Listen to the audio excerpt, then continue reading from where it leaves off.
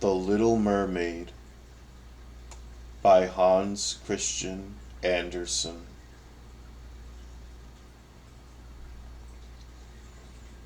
Far out in the ocean, where the water is as blue as the prettiest cornflower, and as clear as crystal, it is very, very deep, so deep indeed that no cable could fathom it.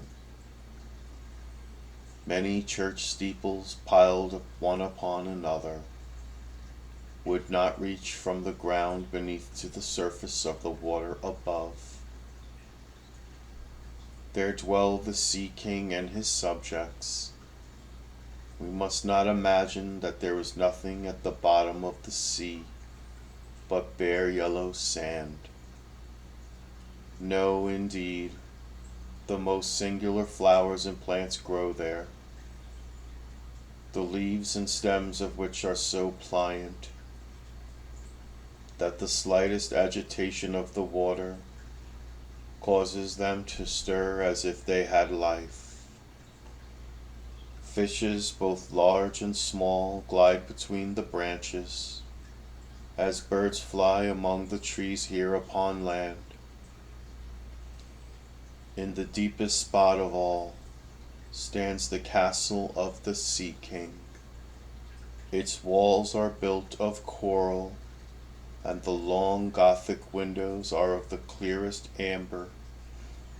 The roof is formed of shells that open and close as the water flows over them.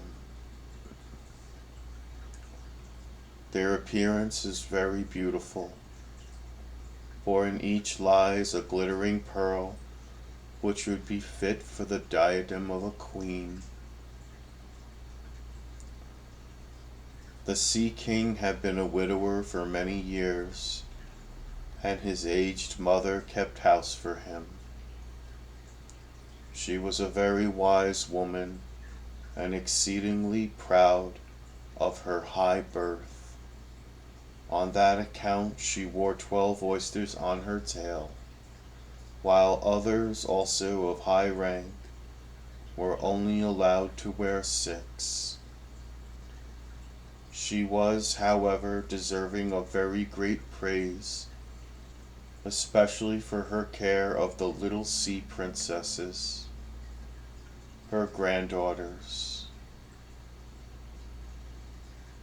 They were 6 beautiful children, but the youngest was the prettiest of them all.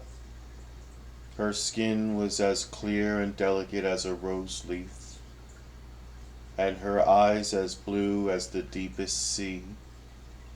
But like all the others, she had no feet, and her body ended in a fish's tail.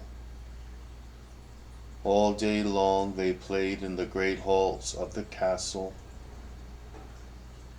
or among the living flowers that grew out of the walls. The large amber windows were open, and the fish swam in, just as the swallows fly into our houses when we open the windows, excepting that the fishes swam up to the princesses, ate out of their hands, and allowed themselves to be stroked. Outside the castle there was a beautiful garden, in which grew bright red and dark blue flowers, and blossoms like flames of fire.